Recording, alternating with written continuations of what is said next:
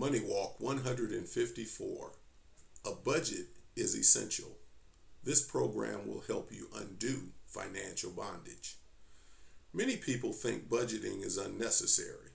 However, the vast majority of people who do not budget tend to be in poor financial condition, and the other few will likely come into a bad financial condition at some point in their lives because they fail to currently employ this principle. Some financial advisors proclaim that budgeting is unnecessary, but we find they actually teach budgeting when we look deeper into their instructions.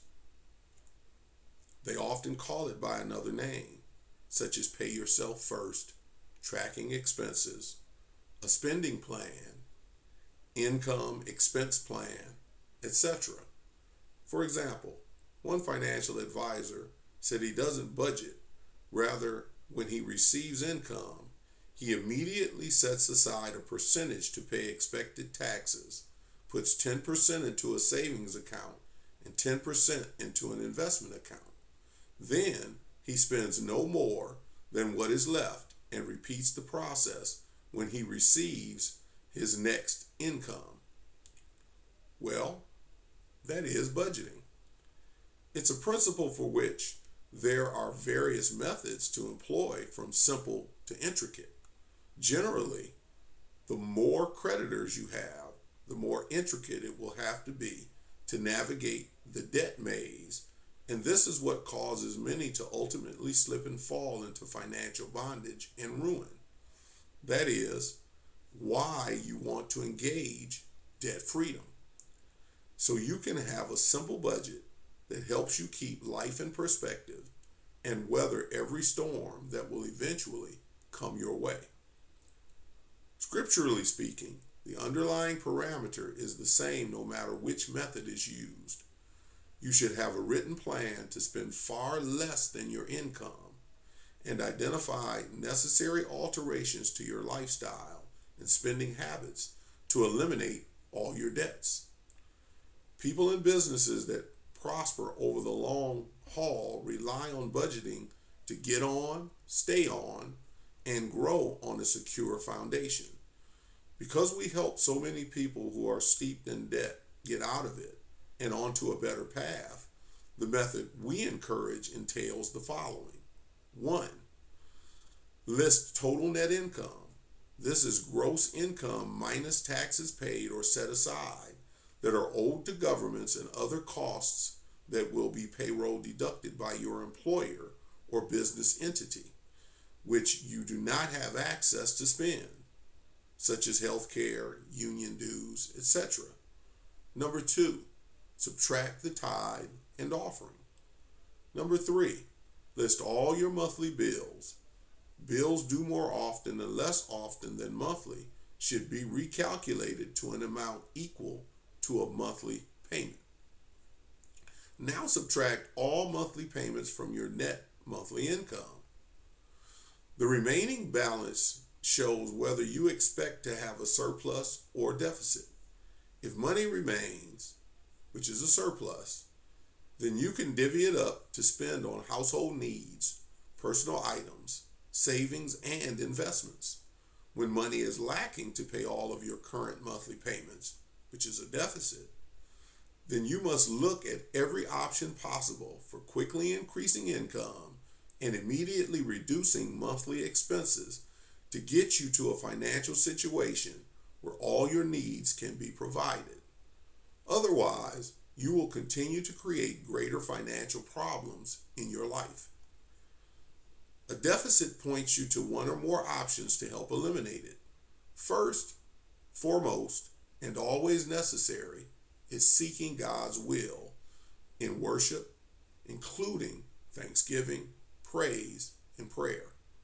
So God will supernaturally provide above what human effort can do.